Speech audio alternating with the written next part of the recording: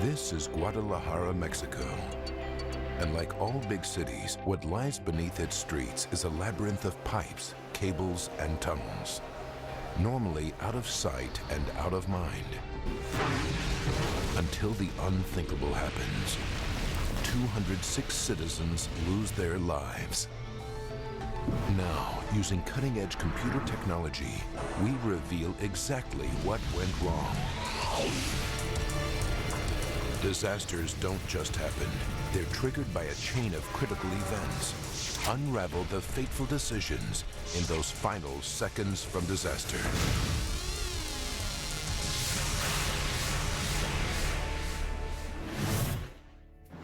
Mexico, Guadalajara, April 21st, 1992, 1:30 in the morning. It's the hottest time of the year in Guadalajara, Mexico's second largest city. In the working-class neighborhood of Reforma, in the southeast of the city, a foul smell has been hanging in the air for 2 days. The Gomez family and their 4 children live on one of Reforma's busiest streets, Gante. And even though it's nighttime, they can't sleep. But it's not the heat that's keeping them awake. Yo ingresé al baño. I went into the bathroom. Y era tanto el olor. The smell was so strong. No se podía estar dentro del baño. All the neighbors were complaining that the sewers, the bathrooms, and the drains smelled. Las alcantarillas, los sumideros, olían a gasolina.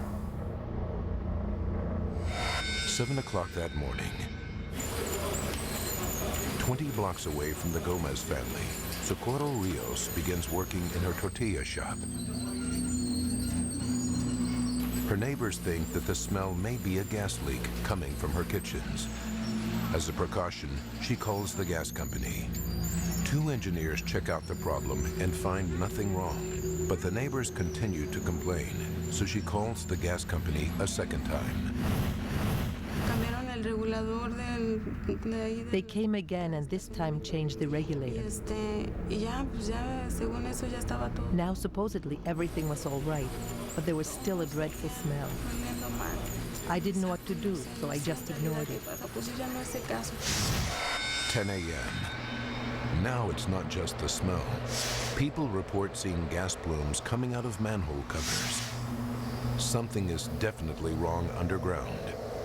But smells from the city's sewers aren't uncommon. Guadalajara is a boomtown. In a race to develop industry and create jobs, companies often ignored environmental regulations. They frequently dumped illegal waste into the sewage system.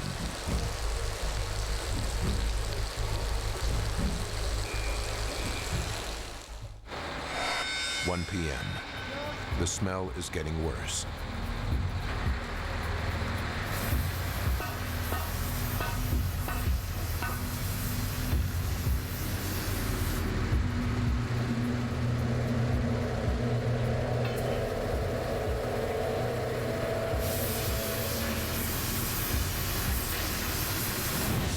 Jorge Santoyo works for the water company, Siapa. He's in charge of security and public health. We were examining the sewage pipes to try to discover the source of the contamination. But the inspection doesn't get to the cause. Meanwhile, the fire brigade reassures people that there is nothing to worry about. It's now been 3 days since people first noticed the smell. And despite the authorities' assurances, the problems are getting worse. Residents now discover gasoline in their fresh water supply. Maria de Jesus Gonzalez lives at 547 Gante Street. Yo fui hacia la pila. I went to the sink and got very scared because I turned on the tap and it smelled like gas. 2 p.m. The gas plumes coming from the manhole covers reach over 6 feet high. The water authority becomes increasingly concerned.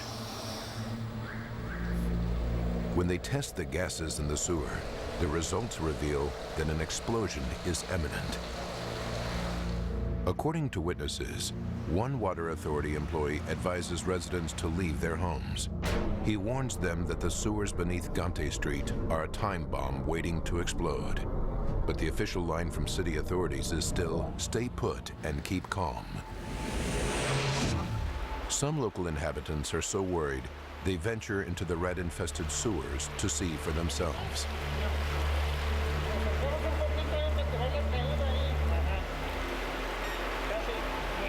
One of them is Sergio Gomez, an engineering student who works part-time in the family plumbing business. We were restless due to the stench of gasoline coming not only from the manhole covers, but from the toilets. Samples were taken by some neighbors and some authorities. When we examined them against the light, the vapors looked and smelled like gasoline. Midnight, and the smell is even stronger.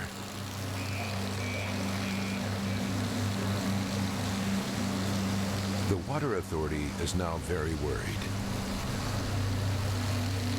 Engineers still can't uncover the source of the smell.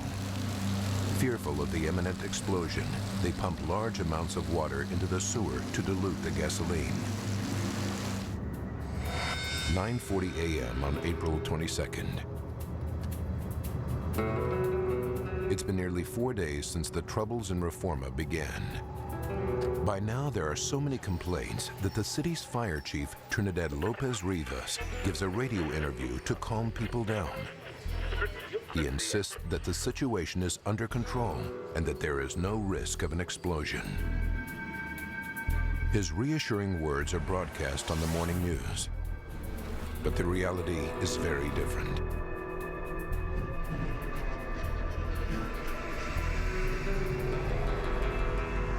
The people of Guadalajara know that something is still wrong. They can see it, smell it, and taste it. Seconds from disaster will continue in a moment. We now continue with Seconds from Disaster.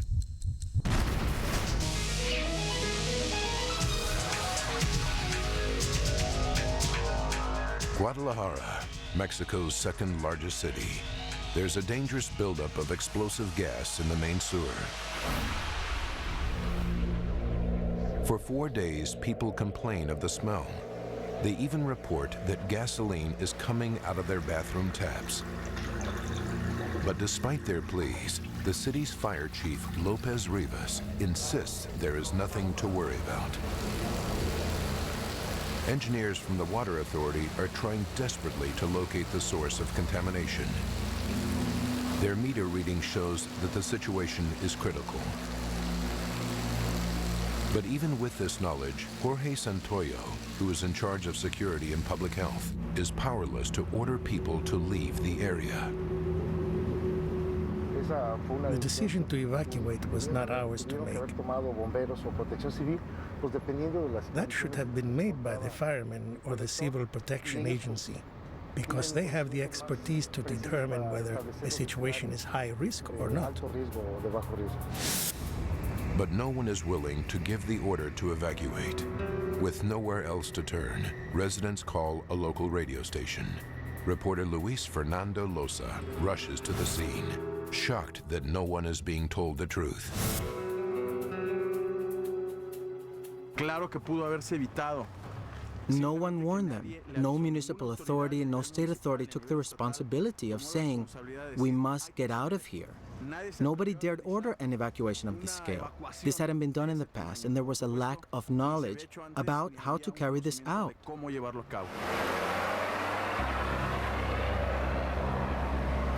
It's 10 o'clock on the morning of April 22nd, 1992. Lilia Ruiz heads out to run some errands. Alrededor de las 10 de la mañana, yo decidí. At around 10 a.m., I decided I would go to the local market, close to Gante Street. I got on the Route 333 bus.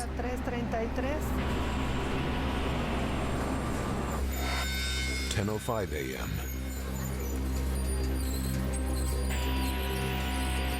Socorro Rios is joined by her sister Alejandra in the tortilla shop. When my sister arrived, there were a lot of people there waiting for tortillas, so I asked my sister to bring me a bucket of water.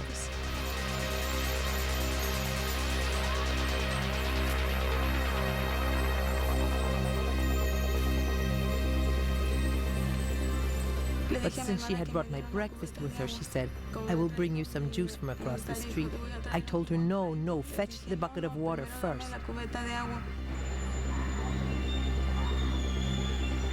10:05 and 30 seconds. Instead of going onto the street to buy the juice, Alejandra goes in the opposite direction, to the back of the shop.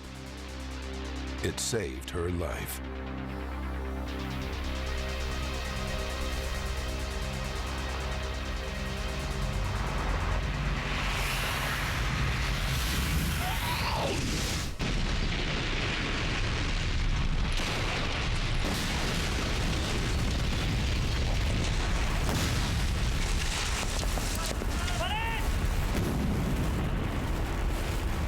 The tortilla shop on Rio Lago Street suffers the full force of the blast.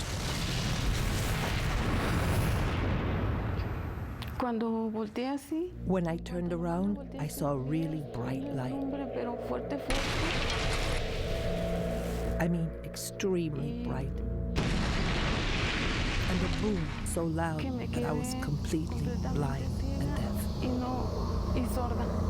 Her tortilla shop collapses on top of her. She's buried in the rubble.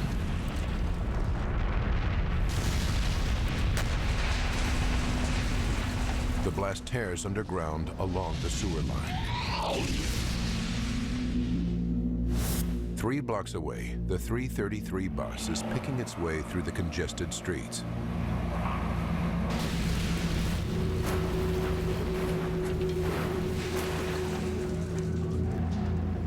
Lilia Ruiz is one of the passengers on board. I don't remember any noise, any voices, any screams, anything. I think that I had been instantly hit very hard. So hard that it knocked me unconscious. When I regained consciousness, I was already being saved from the rubble. So I will never know how I got out of the bus.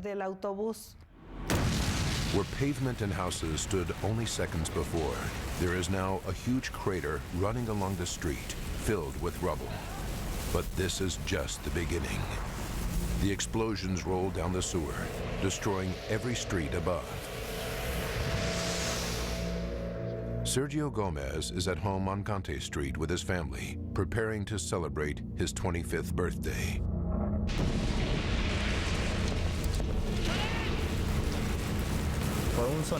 It was a muffled sound. It came from underground. It shook our house. Many cracks appeared in the walls and the street became dark. I hugged my mother and I dragged her under a doorway. I yelled to my sisters to get under a door frame. The house was shaking. There were many explosions, really strong, things falling down, windows breaking.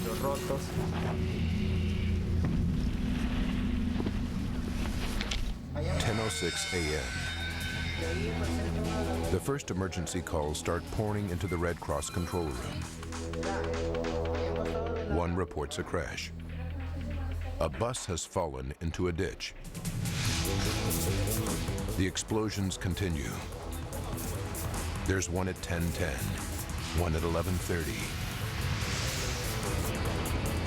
Nowhere is safe. People have no idea where to run or where the next explosion will be. Maria de Jesus Gonzalez's home on Gante Street is destroyed in an instant, trapping her in the debris. I felt the ground sinking from under me. And when I fell, a dead man fell sideways on top of me. And with his chin, he fractured my neck.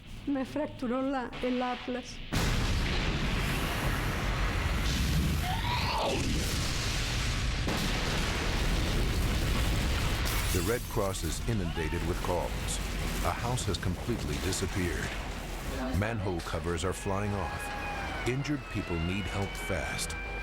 People are dying. Socorro Rios still lies buried in the rubble of the tortilla shop, not knowing if anyone will find her. I felt helpless because when I was in the middle of the rubble, I couldn't even breathe. I started to pray to God. I heard a voice that told me, "Don't worry about yourself. I'll always be there with you." And that is when I lost consciousness. With so many roads blown up or blocked, emergency services struggle to reach her and others injured by the blasts. They finally make it to the tortilla shop and begin to dig Socorro out of the rubble. I came to when they were taking me out. A taxi arrived and they took me and my sister to the medical center.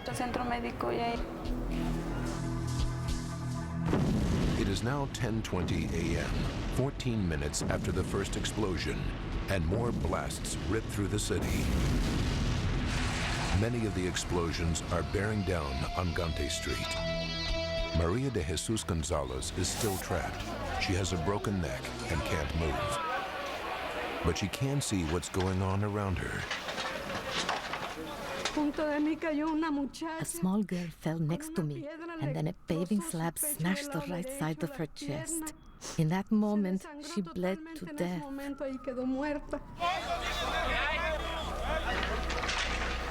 The district of Reforma is like a war zone. For survivors like Sergio Gomez, the scene is beyond belief.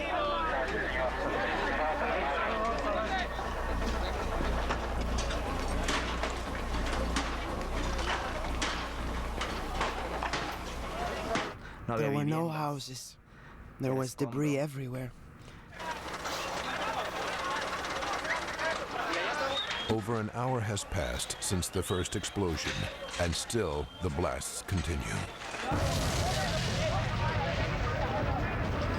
At 11:30, two simultaneous explosions destroy Rio Bravo Street and Rio Nilo Street. The scale of destruction is immense. There are already 100 dead. Many people are severely injured.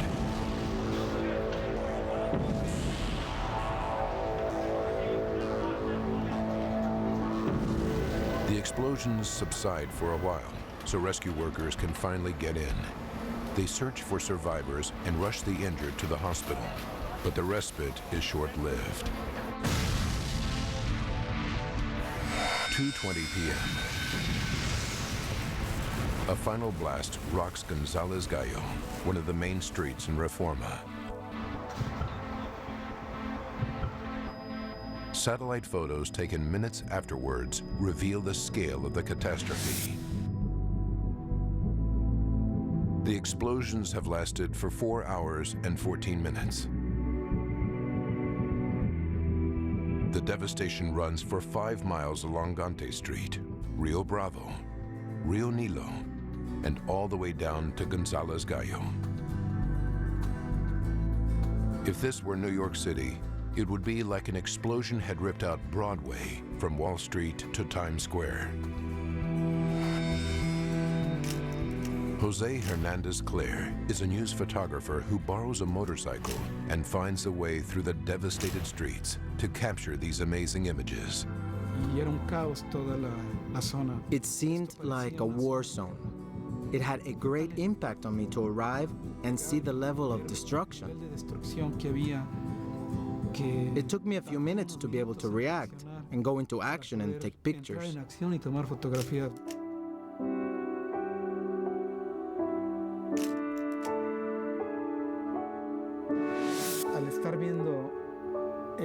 I saw this truck on top of the remains of a house. That really showed me the intensity of the blast. It showed me how a huge blast made a truck weighing tons land right up there. I could see the people standing still as if under a spell. como hechizados.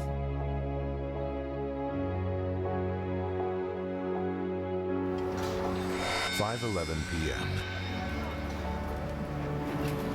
The Red Cross reports now say that as many as 170 people are confirmed dead and at least 500 are known to be injured.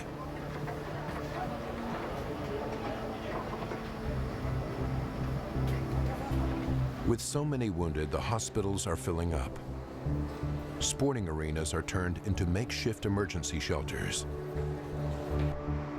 And the Red Cross issues a plea for medical supplies, blood, and plasma.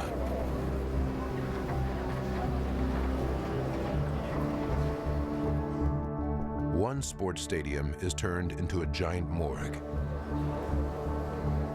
They line up 146 bodies.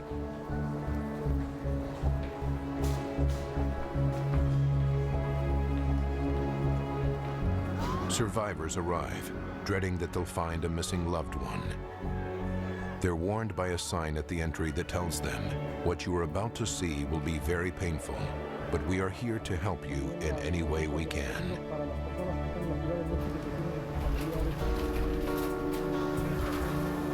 Hundreds of people are still missing.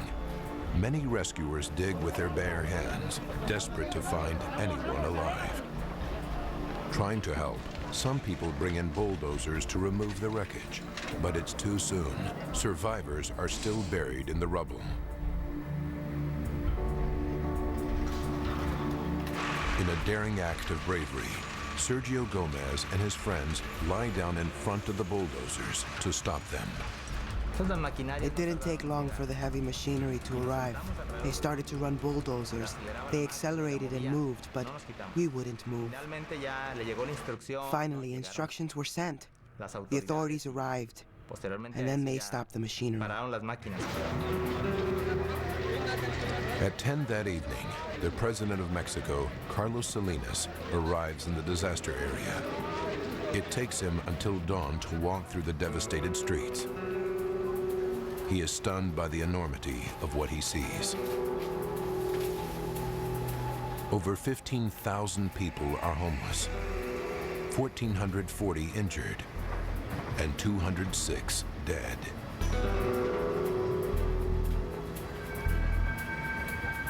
The president immediately orders the Attorney General's office to investigate and to report back within 72 hours.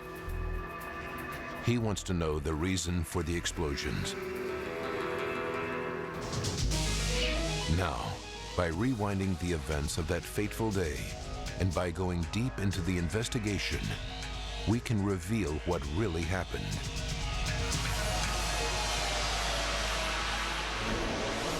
State-of-the-art computer graphics will go where no camera can, into the heart of the disaster zone. Guadalajara sits in a major earthquake zone. At the moment of the first explosion, scientists watching seismic monitors see them hit 3.3 on the Richter scale. This is the equivalent of over 13 tons of TNT exploding at once. Could an earthquake with an epicenter over the district of Reforma have caused the tragedy? The devastated area looks like the aftermath of an earthquake, but the investigation team studies the damage. They quickly realize that it runs in a continuous line following the path of the streets. An earthquake wouldn't do this, so the team quickly dismisses the theory. Instead, they turn their attention to the underground tunnels that lie beneath Reforma, where they make an extraordinary discovery. We'll continue with more Seconds from Disaster in a moment. And now, back to Seconds from Disaster.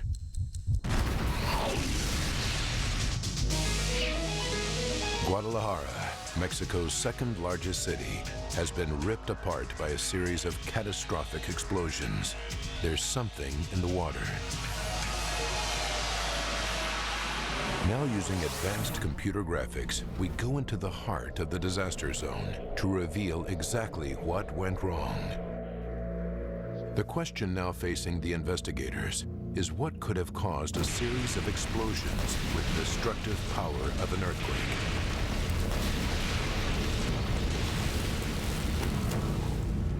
The line of destruction follows the main underground sewer.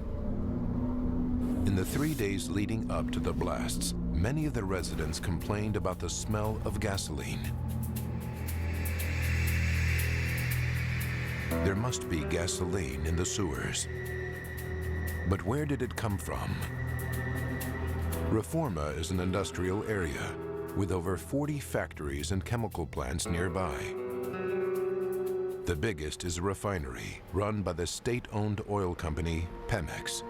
It becomes the focus for investigators who run straight into a mystery. At the time of the original complaints, Pemex management ran their own tests. Pemex officials say these tests reveal that all their plant and equipment is in perfect order, and they are not to blame. But they also say their investigations reveal the presence of another dangerous chemical in the sewer. Pemex engineers came to the site. They commented, because of the characteristics of the explosions and the type of vapors that were found in the inspection holes, that this could be caused by a gas called hexane used in the cooking oil industry. Hexane has many of the properties of gasoline, including a similar smell. Most importantly, it's an extremely flammable liquid that gives off a highly explosive vapor, and it has a very low flash point, -7 degrees Fahrenheit. Hexane is used to extract oil from seeds and vegetables to make cooking oil. Scott Steedman is a civil engineer who specializes in disasters. Hexane is a strong irritant, which means it causes lightheadedness, and its fumes are very toxic. It's also extremely flammable, and it's perhaps one of the last things you'd want in a sewer system. Pemex officials then release a statement saying that a local cooking oil factory is responsible for releasing hexane gas underground. But the company, La Central, denies responsibility, saying they use very small quantities of hexane in their production process. Not enough to cause the size of explosions that hit Reforma. Their claim is backed up by the investigation team, who examines water samples taken the day before the explosions. They find no evidence of hexane. It couldn't have caused the blast. Pemex's claim is inaccurate. The people of Reforma are still convinced that gasoline is to blame.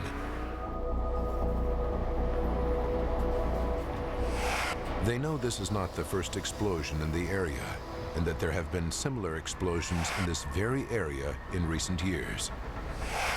One was in 1983, the other in 1991, only a year before the disaster of April 22nd. Both were powerful enough to blow off manhole covers, and both were found to be caused by gasoline. Raquel Gutierrez is a lawyer who represents some of the families affected by the disaster. The first incident took place in 1983 near Independencia. There were explosions due to the combination of diesel hydrocarbon. It's practically the same area where the explosions occurred in 1992. But if gasoline was to blame, where was it coming from?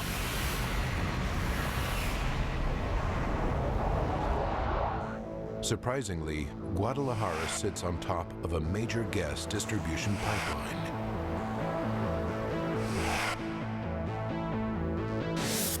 A pressurized steel pipeline built in 1973 and just under 12 inches in diameter carries gasoline from the Pemex refinery in Guadalajara to Salamanca, almost 150 miles away. The investigation team inspects the pipeline. Then there's a breakthrough. They discover that gasoline is flooding pavement close to the Pemex refinery, and that the leak is coming from underground. But the pressurized pipeline is made of steel.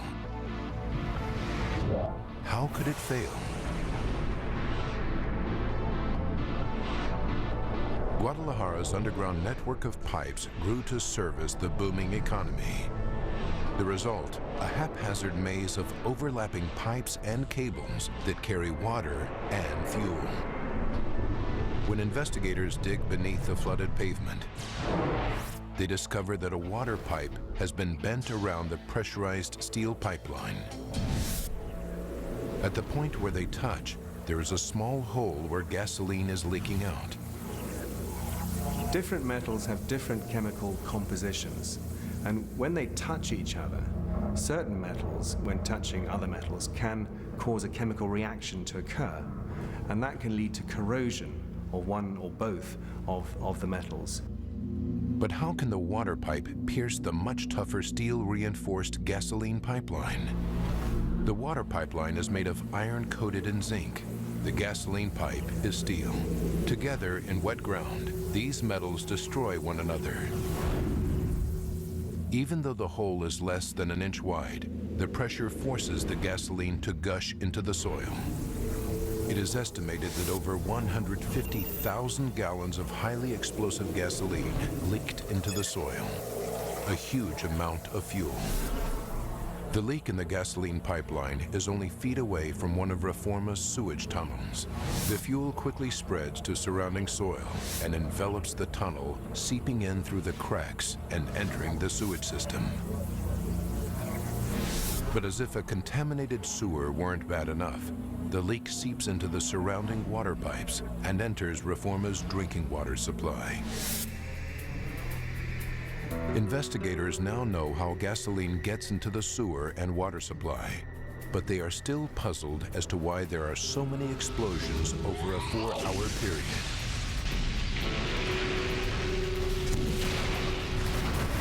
Seconds from Disaster will return after this. You're watching Seconds from Disaster.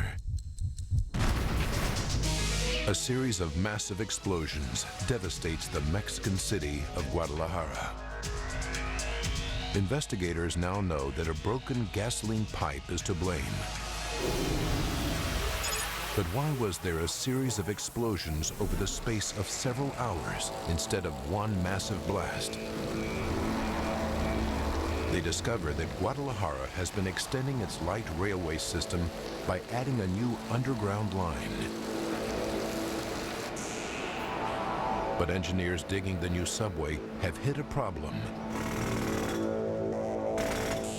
The city's main sewer lies right in their path.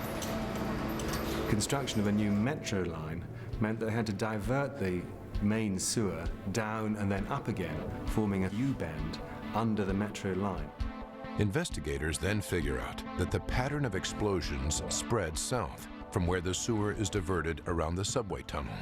It's a strong lead, and the design of the diverted sewage tunnel now becomes the focus of the investigation. Sewers are traditionally built with a slope so that gravity carries the waste downhill. But the building of the new metro has forced the new section of sewage tunnel to pump its contents uphill.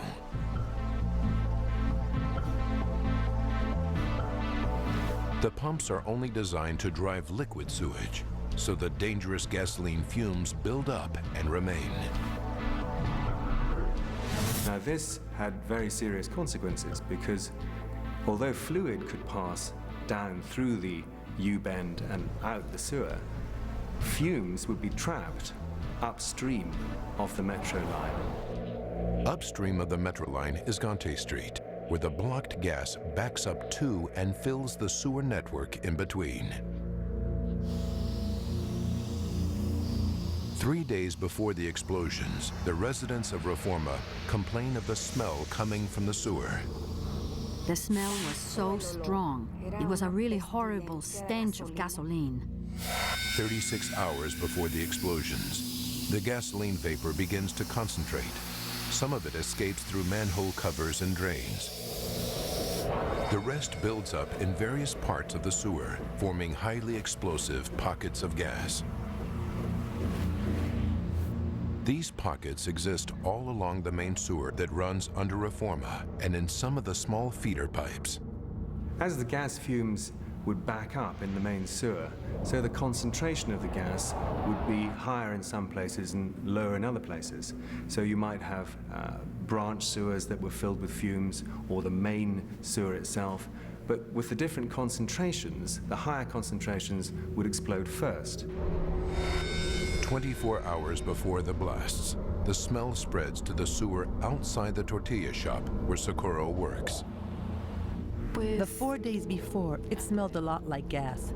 The customers that came in were asking me if there was a gas leak. They said, "It smells a lot. What's happening?"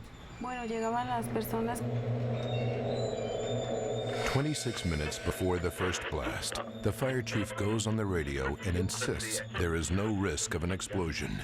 But he's wrong. The consequences of the leaked fuel in the sewage pipe and the buildup of gas are inevitable. It's now just a matter of time. 10:06 a.m. The first explosion occurs almost half a mile from where the sewer is diverted around the new subway line. It destroys 20th of November Street and the top of Gante Street. 10:10. A second explosion destroys much of Violeta Street. 2 blasts at 11:30 devastate Rio Bravo and Rio Nilo. Then at 2:20 p.m., the sewer that crosses under Gonzales Gallo explodes. The chain of critical events is complete, but there is one big question that remains. The gasoline had been leaking for months. So why did the disaster strike on April 22nd? To answer the question, investigators have to go back to the days leading up to the blasts.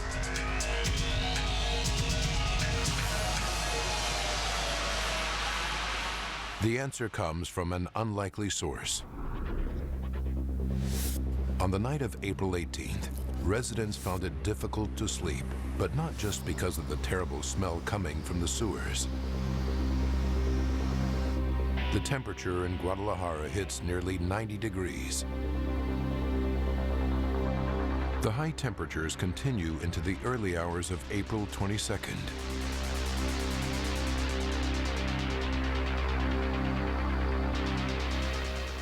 As the heat permeates down into the drains, it makes the gasoline fumes rise in greater volume to the streets above. And they are now at flashpoint. All it needs is a spark. Ironically, attempts by the Water Authority to investigate the smell may have triggered the blasts. On that day, crews are at work across the city, lifting manhole covers to release fumes from the sewer. Metal struck by metal can cause a spark. Perhaps a workman jamming a crowbar into a manhole cover or dropping a cover back into a hole created that fatal spark.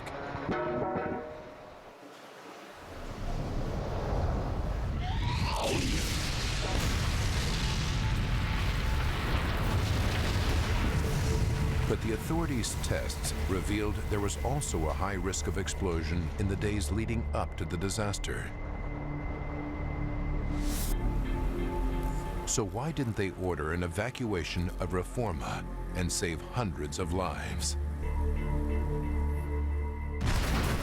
Stay tuned for more Seconds from Disaster. And now the conclusion of Seconds from Disaster. A catastrophic sewer explosion has devastated Guadalajara, Mexico, a city of over 3 million. The official death toll is 206 people, but could those deaths have been avoided? Tests by the Water Authority on the days leading up to the disaster revealed that an explosion was imminent. So why didn't the authorities order the area to be evacuated? The Attorney General's investigation results in 9 arrests following the explosions. The city's mayor, Enrique Dao Flores, 4 Pemex officials, 3 Water Authority employees, and a government official. They spend 8 months in custody, but their case never comes to trial. All were released without charge, and the inquiry into the tragedy closed without anyone being found guilty for the disaster. It's shameful to see how an event of this nature, that shouldn't have surprised the authorities, took them by surprise. They never thought they'd have a disaster of the magnitude of April 22nd.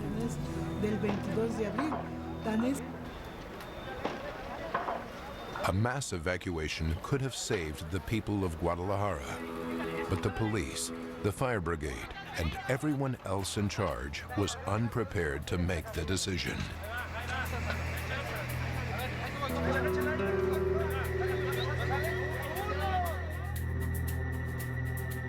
Local residents even dispute the official death count of 206.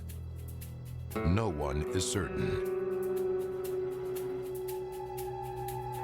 The official report doesn't detail the number of injured or the property destroyed. Only Lloyd's of London, who underwrote the loss, knows. They estimate that 252 people died, 1,440 were injured, and more than 15,000 were left homeless. 1,124 houses and 450 businesses were damaged. The insurance company, Lloyd's, estimates the cost at somewhere between $300 million and $1 billion. But the human price of the tragedy is incalculable.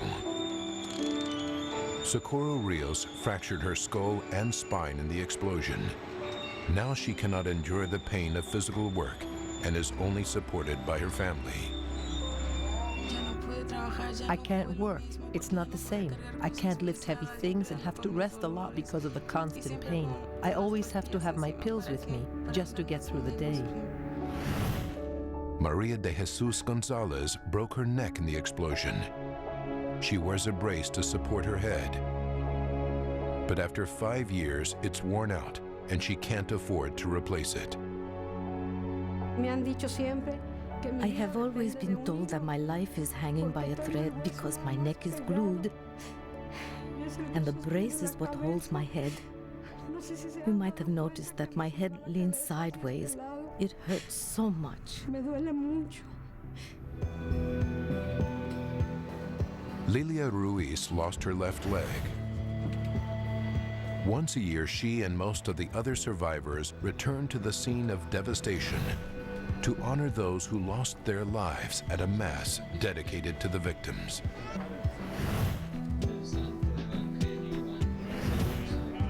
The owner of this former house on Gante Street lost 5 members of his family.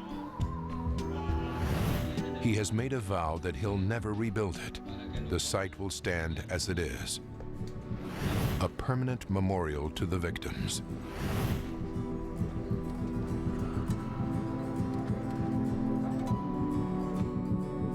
The loss of so many lives is due to a critical chain of events that come together that day. A badly engineered water pipe placed too close to a gasoline supply line caused a reaction called metal-to-metal corrosion. Both pipes leaked and gasoline flooded the soil. The leaking gasoline touched and then enveloped the city's main sewer. The gasoline entered the pipe and flooded the sewer. The sewers, the bathroom, the drains, it smelled like gasoline. The gasoline fumes built up, but they were blocked by an uphill section of the sewer, redesigned to accommodate a new subway. The fumes had nowhere to go but through manholes and household drains. All the smells that day cause headaches and nausea. It caused vomiting because it was such a strong smell. The high temperatures created a hothouse for volatile gases. A spark ignited, and the trapped fumes triggered the first blast. It was a muffled sound and it came from underground. It shook our house, and many cracks appeared in the walls, and the street became dark.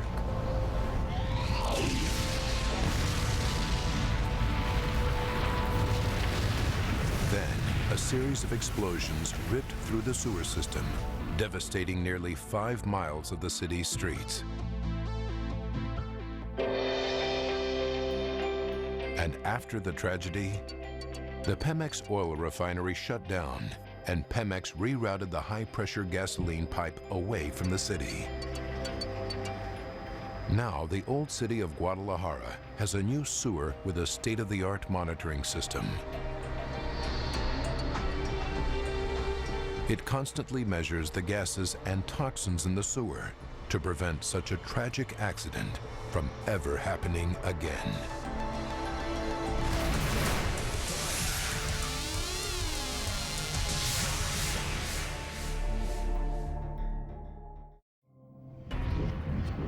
This is the National Geographic Channel.